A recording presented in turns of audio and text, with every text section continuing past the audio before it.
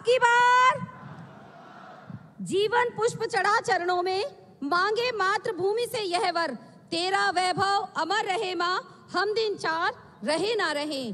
प्रेरणा पुंज, ऊर्जावान, यशस्वी, कर्मठ, कर्मयोगी, देश के चौकीदार, महिला सशक्तिकरण के आधार, भारत को विश्व पटल पर लाने का सपना जिन्होंने किया साकार, ऐसे लोकप्रिय मोदी जी को सादर प्रणाम बारंबार बारंबार।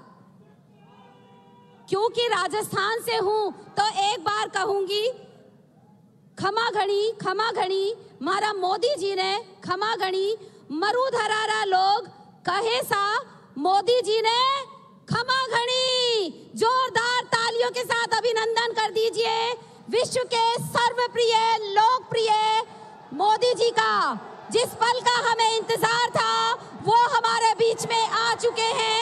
मोदी जी, जोरदार तालियां। मोदी मोदी मोदी मोदी मोदी मोदी मोदी मोदी। अब मैं अपनी बात पहुंचाऊं। आज राम भक्त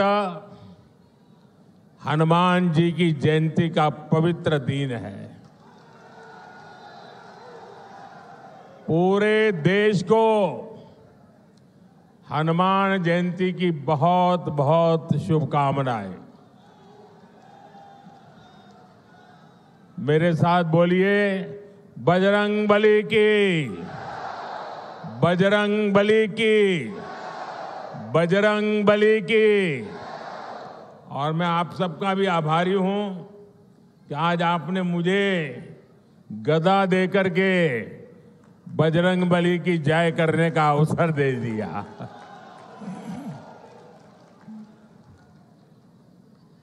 महावीर, वीरों के वीर बजरंग बली की जयंती पर मेरा सौभाग्य है कि मुझे शूरवीरों की धरती सवाई माधोपुर आने का मौका मिला है।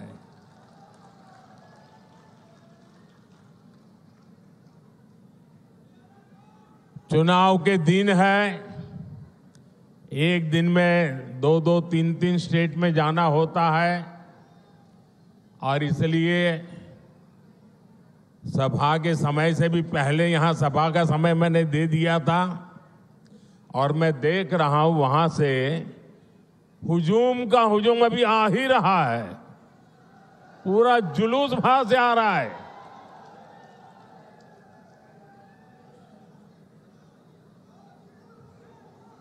मुझे लगता है कि मेरी सभा पूरी होने के बाद भी लोग आते रहेंगे। तो जो अभी पहुंच नहीं पाए हैं, रास्ते में दिख रहे हैं, मैं उनकी क्षमा मांगता हूं, क्योंकि मुझे तो इंतजार नहीं कर सकता, आगे चलना पड़ेगा। लेकिन ये मैं जो उत्साह देख रहा हूं उसमें एक मजबूत भारत के लिए आशीर्वाद है।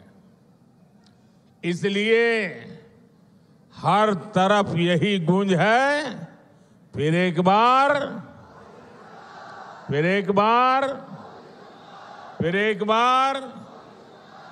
साथियों, हमारे राजस्थान ने सदियों से सीमा पर खड़े मजबूत प्रहरी की तरह देश की रक्षा की है। राजस्थान ये बखूबी जानता है कि सुरक्षित राष्ट्र और स्थायी सरकार ये कितनी जरूरी होती है। इसलिए चाहे 2014 हो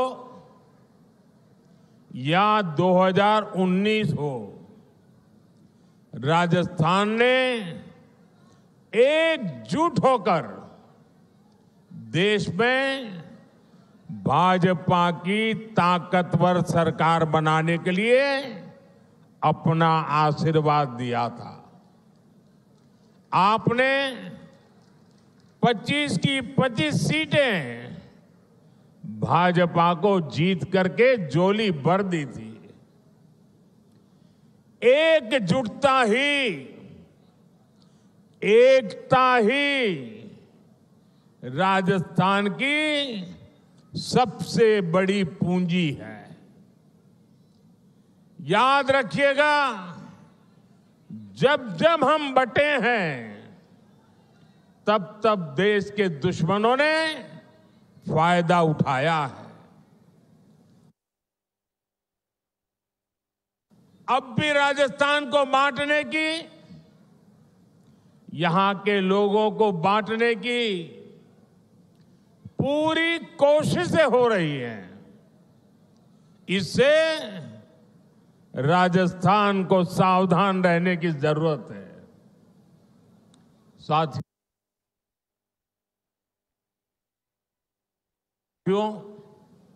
एक स्थिर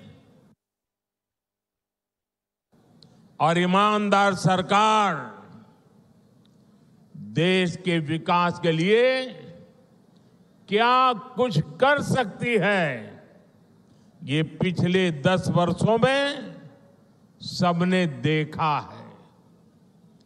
भारत आज दुनिया की सबसे तेजी से बढ़ती हुई बड़ी अर्थव्यवस्था है। पिछले 10 साल में 25 करोड़ लोग गरीबी से बाहर निकले हैं। ये बहुत बड़ा काम हुआ है। इतना बड़ा काम कैसे संभव हुआ? कैसे हुआ ये? इतना बड़ा काम कैसे संभव हुआ?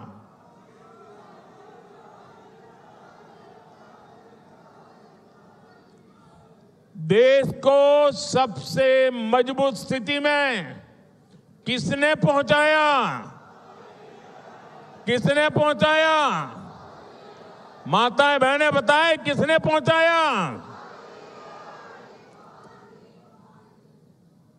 ये आपकी उदारता है, आपका प्रेम है, आपके आशीर्वाद है कि आप सारी क्रेडिट मोदी को दे रहे हैं।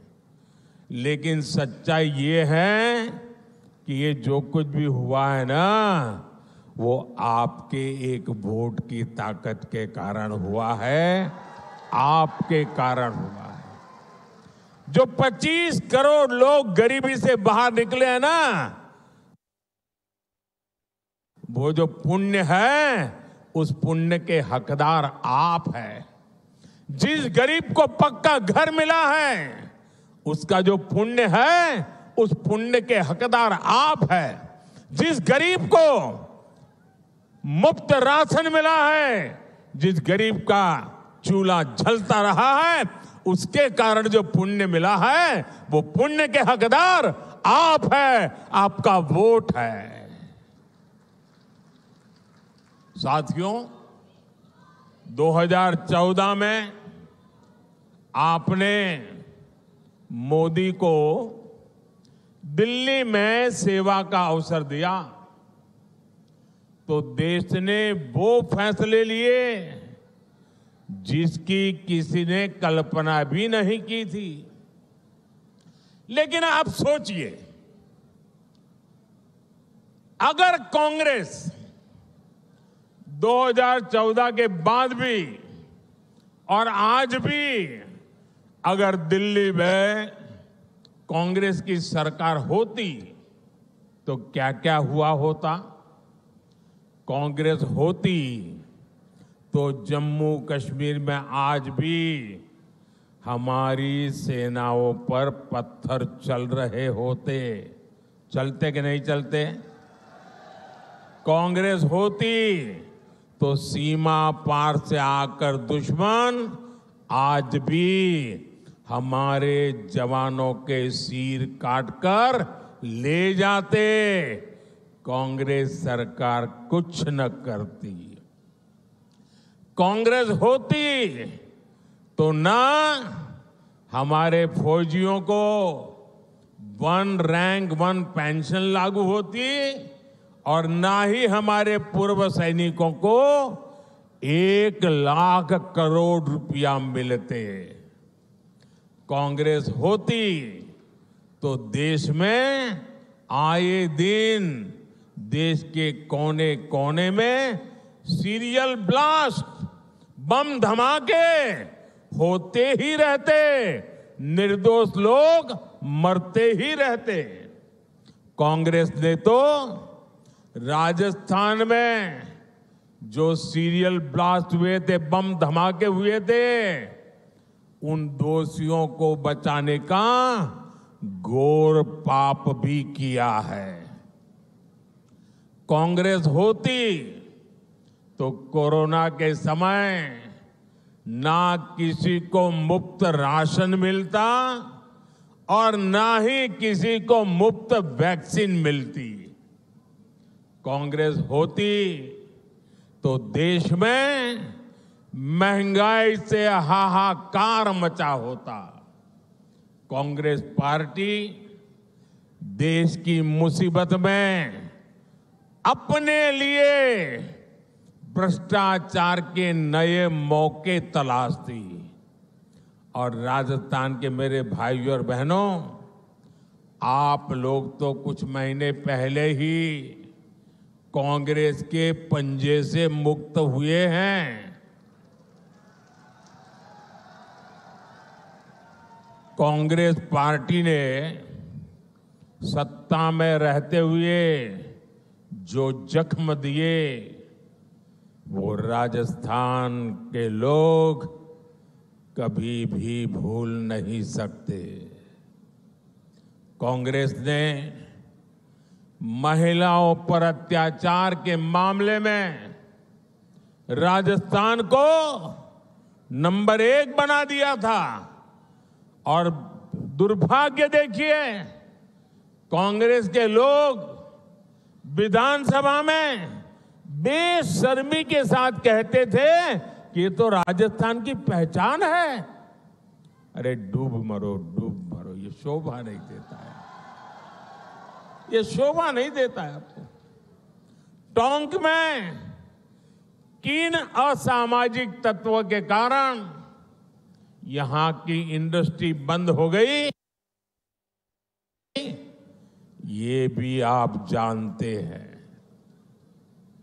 लेकिन आपने हमारे भजनलाल जी को सेवा करने का मौका दिया है। और जब से भजनलाल जी और उनकी टीम काम पे लगी है, माफिया अपराधी राजस्थान छोड़कर भागने पर मजबूर है। पेपर लीक माफिया भी भजनलाल जी का कानूनी डंडा चलने के बाद ठंडा पड़ गया है। जबकि अभी तो इन्हें सिर्फ 3-4 महीने ही भजनलाल जी और उनकी टीम को हुआ है। जो अपराधी धोखे में है वो जान ले, ये भजनलाल जी है। अभी तो भजनलाल सरकार की गाड़ी चलनी शुरू हुई है, अभी तो टॉप गियर में आना बाकी है।